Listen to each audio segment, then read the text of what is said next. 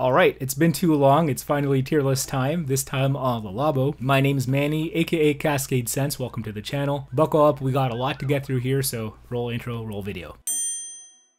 First on this list is Ambrette 9, and keep in mind guys, we only have 19 pieces here today, so unfortunately no Levant 31, which is the latest Labo of the classic collection. I've yet to test that new one properly, and none of the pricier city exclusives too, which have an arguably higher budget if you were to just smell them, so I didn't think it would be fair to rank them alongside the more approachable classic collection. So with the housekeeping out of the way, let's actually get into the scents with Ambrette 9. A very simple scent here. You got muskmallow or ambrette seeds, giving off this light, modern, musky vibe, and just not a whole lot else. It's a little too subdued, and for the same amount of money that I can get something that slaps, which I'll mention in a bit in another 13, I just can't see how I could feasibly rate this anything above a D tier. So for me, Ambrette 9 gets a D tier just because I don't see how I would actually pay for this one, and or most of you. And also, as you can see guys, I'm only gonna go down to D tier because I don't think genuinely that most of these brands have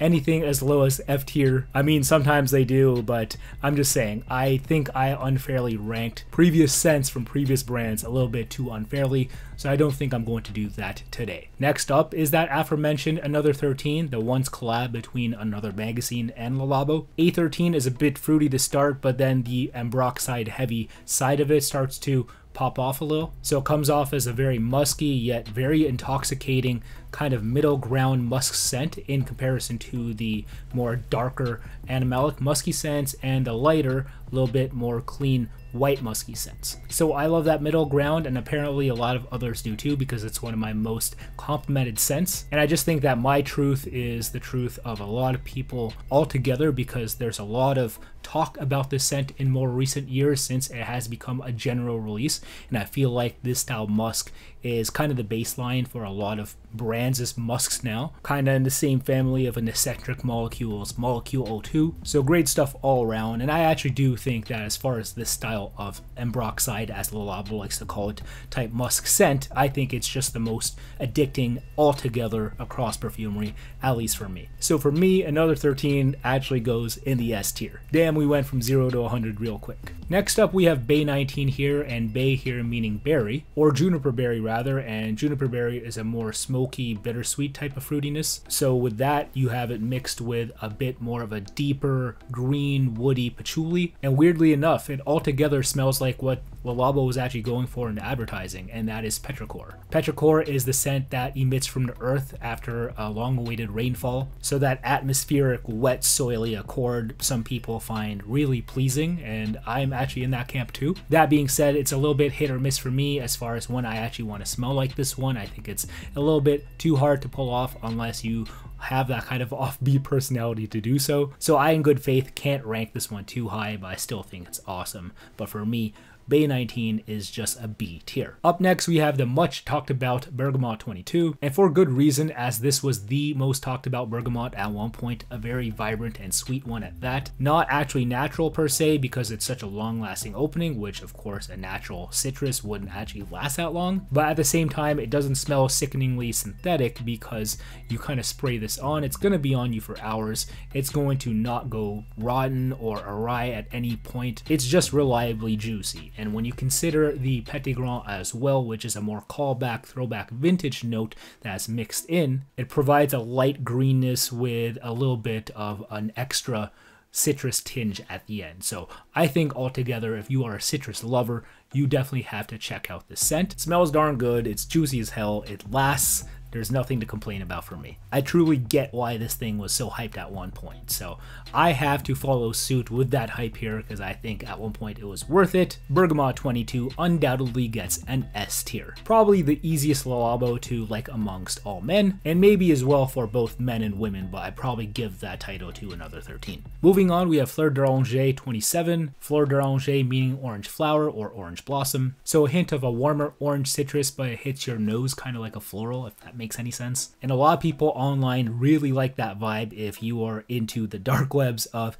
niche fragrance. Trust me, you'll see a lot of fanatics trying to find their holy grail orange blossom scent. But for me, I never really got that deep into that note, and the note really hasn't done anything for me. And this one, I can safely say, has not moved the needle either. I don't know what it is. Maybe this one is actually too classic, unlike the Bergamote 22, which we were just talking about. So sorry if I'm sounding dismissive about this scent. It just doesn't move me, but it doesn't smell bad. So Fleur D'Oranger gets a B tier. Next up, we have Iris 39, and this, like other irises, I personally fawn over, just smells truly luxe per se. But as much as I dig this iris sheep, my heart lies elsewhere when it comes to a scent like this in the genre, and that is 31 Rue Cambon by Chanel, or 31 Rue Cambon. They are comparable in performance, but I like how the Chanel just feels dressier. And overall, I just think it's more authentic to the Chypre rubric because you actually get a bergamot opening here, and I actually like that aspect about this scent, where the Labo is a little bit too straightforward. That, and I just think that the Chanel Iris and Patch are priced more affordably and higher in quality. So for me, I can't help but loathe the Labo mainline evaluation here, because I can't help but think of my beloved Chanel. So upon grading, I'm trying to be fair here, but I don't think I can do anything higher than a C tier for Iris 39. But hey, if you're looking for a more casual, modern Iris sheep, this might be the one for you. Moving on, we have Jasmin 17, and trust me, Jasmin 17 is not your conventional jasmine here. Jasmine is a sweet white floral, and in my opinion, it's featured pretty atypically here. To me, it's simply overwhelmed by neroli, orange blossom, and vanilla, and I think I would have preferred a more Labo-esque straightforward creaminess here. So to me, this scent is anything but simple. Sometimes off my skin, I feel like it comes off a little bit muddled too. Personally, that's not my vibe, so I'm sorry if it is for you when it comes to Jasmin 17. So yeah, this stuff is just mid to me. So Jasmin 17, C tier. Now moving on to Labdanum 18, and as far as perfumery goes, if you don't know what the note of Labdanum is, it is actually a resin extracted from the Cistus ladanifer flower, aka rock rose. And no, it does not smell remotely floral. Like, I know this shit looks like florals, but trust me, the resin that is extracted from it actually comes off as very warm and ambery. And here it is very enveloping, very cozy. And when you consider the nose of this scent being Maurice Roussel, trust me, he knows how to do this style of scent justice. Dude has a bunch of warm, legendary scents under his belt. The Rojas Mans of the world, the New Harlems, the Musk Ravageurs, of course. And to be honest, out of all those, I think I actually prefer Labdanum 18. Its combination of the Labdanum, the vanilla, the musk, just come off as less pissy off of my skin in comparison to my unfortunate experiences with a Musk Ravageur. It also has a unique powderiness, which is also welcome for me too. So overall, I rate Labdanum 18. I like how Maurice Roussel, who clearly had his hand on it, makes something that still feels like it fits within the Labo line, and I think I like the scent enough to put it in the B tier. Next up, we have Lee 41, and Lee, if you don't already know, is Lily. Lily is traditionally known as a wet and spicy floral, so you definitely get that here, but trust me, this is more of a smorgasbord of different white florals altogether. So you also have a more intense indolic creamy tuberose, and you also have that sweet and creamy jasmine as well. So it's a nice white floral ensemble without it feeling like it's too much of one. Throw in some vanilla and musk as well, and I think it's a nice Labo version of this throwback kind of grandma floral type of scent. So I can respect that from afar, but part of me wishes that I felt a little bit more lily in the scent, because that's a note that I typically have liked in the past, but I still think Lee 41 is really good. So you know what? B tier it is. On to Neroli 36 now, and I'm still trying to figure out why there's both standalone orange blossom and Neroli scent in the Labo. I just feel like it's kind of repetitive. Neroli is the essence of orange flower, much more citrusy and brighter smelling than the warm orange flower as a whole. So is this scent different enough from the other that both are worthy of telling a story in the Labo line? For me, no, actually. I feel like it could be lighter, it could be juicier, it could be zingier. It just comes off as too warm, and I just think that the orange flower in Fleur D'Oranger is something I prefer more here. So it's not like Neroli 36 smells bad, it's just a little repetitive and not for me as a result, so it's a C tier. On to the next one, and here we go with Oud 27. What can I say? Oud is just not a note that I trust the Labo with at this point. Here, Oud 27, besides a standard darker smoky oud, has a noticeably rubbery quality about it too, probably accentuated by that saffron, and it just doesn't come off as particularly pleasant to me with everything else. Everything else being black pepper, cedar, patchouli, and what also smells like a more intense than I'd like it civet. Civet animalic as fuck, I just can't do it. And yeah, I don't know, I just feel like a brand known for really wearable stuff, I think they went too subversive with the oud note here. So that's why I'm putting oud 27 in D tier, probably my least favorite Labo, because at least Ambrette 9 is still wearable. Moving on to the next one though, here we have Patchouli 24, and unfortunately I got more disappointment for you here, as I really was looking forward to this scent because Patchouli is such a traditionally hippie or hipster kind of note, the Labo being one of those hip brands in the recent zeitgeist of fragrances. I figured that they would do this note justice, and for me they just didn't. The Patchouli here just feels overwhelmed by the birch, and birch can smell good, but I just feel like it's too smoky, too heavy here. And I guess the scent is cool if you want to go for that tall, dark, and handsome, mysterious kind of guy vibes, but I just don't think it smells good. So you know what, I'm gonna give Patchouli 24 a C tier. I just think that there's better patch scents out there and better birch scents out there, so I'm sorry to anyone who loves this one. Now on to the next one. Here we go with Rose 31, and to me this is true legendary Labo stuff right here, so we're on to something good again. This is a unisex rose thanks to the noticeably sweatiness of the cumin note, and it feels just more accentuating as you go on and wear it. It kind of smells like you're sweating it and sweating the rose into the air, and just, oh, I love it. Add in some olibanum and some cedar for a brisk woody quality there too, and overall it just feels like it's a nice signature scent rose that you can dress up or down. So overall I really dig the vibe, and I actually think it's a nice entry level niche rose, just because to a certain extent the rose itself is a little blasé. It's not too jammy, it's not too vibrant, it's just flat, and I feel like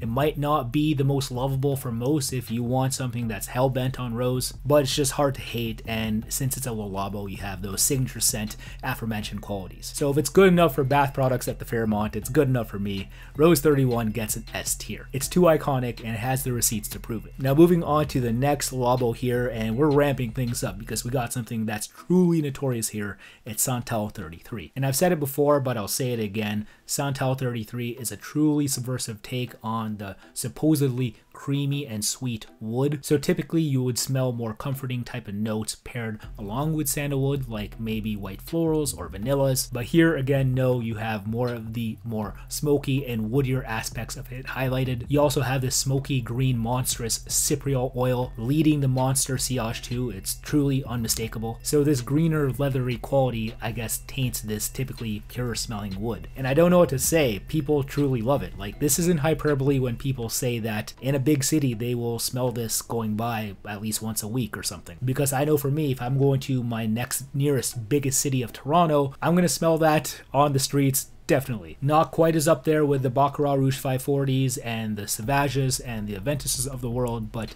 yeah, I'll still smell it for sure. But I don't know what else to add to the conversation of Santal 33 here. What hasn't been said about this scent? It's definitely truly a Labo, definitely one of the landmark scents for the brand, kind of like a Rose 31, taking notes that typically do other things and making something more straightforward, more hip and modern, I guess, with it, all the way to iconic status. So I can't hate on that, although it's a scent I would no longer wear. So I guess I could buy the hype from other people here still, and that's why, for me, Santal 33 still gets an S tier. I know there's a lot of Santal 33 haters out there, but where would this brand be without this scent? It has to go in S tier. Moving on to the next scent, and we have the more recent of the two tea Labo scents. This one is Thé Matcha 26. Now for me, seeing green tea or matcha featured in scent is always exciting. Is the tea merely an ingredient, or will they go for a more drink-like approach? And here it is, the latter, which I love, and I wasn't expecting that from Labo. So this truly smells like a warm milky cup of matcha in the morning. You have the milkiness and greenness of the fig added to the tea here, and I actually thought it was going to overwhelm the composition, kind of like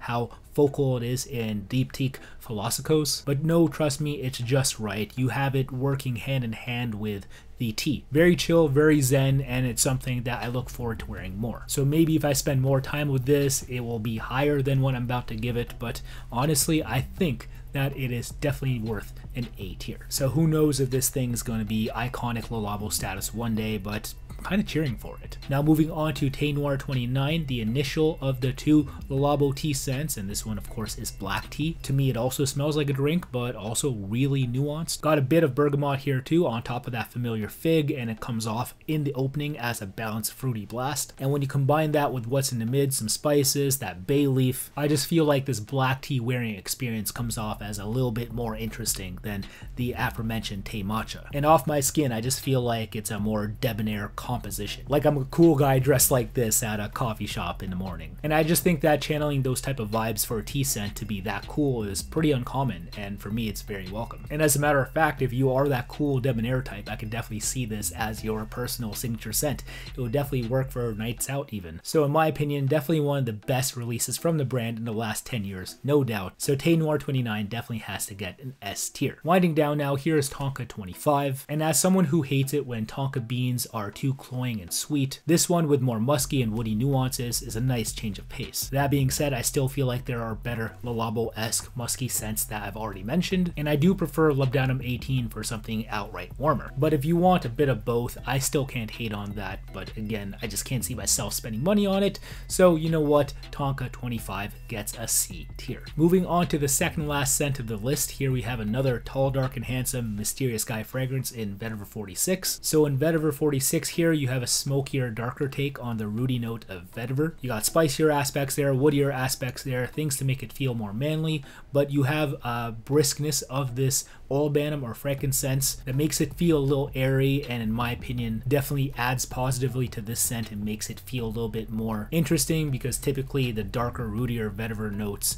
that I have smelled in fragrances don't excite me enough. So I like that change of pace here, but I can't give this scent too much credit because the nose of this scent previously made this type of scent from another brand, and that's Mark Buxton when he did Comme des Garçons Man 2. And as a matter of fact, I actually prefer that scent more because I feel like it just feels more airier and not as rooty and dark. And I get that that's what Le Labo was going for here as far as a more straightforward Le Labo-esque style, which they are known to do, but it just smells less interesting to me despite it having an obviously higher budget when it comes to ingredient quality in comparison to the CDG. So for me, Vetiver 46 is only a B tier. It could be a low B tier too, but I feel like it definitely fits within the Le Labo mold, and that's why I have to put some respect on it. But now we are at the finale. Here we go with the last scent on the list. It's Ylang 49. Of course, Ylang 49 is based on the tropical yellow floral of Ylang Ylang. This is a note that I don't reach for too often, but I actually really respect how it's done here, because to feature Ylang Ylang in a more earthy, modern day sheep is kind of interesting, at least for me. 9 out of 10 times we're used to smelling it in brighter, more womanly scents,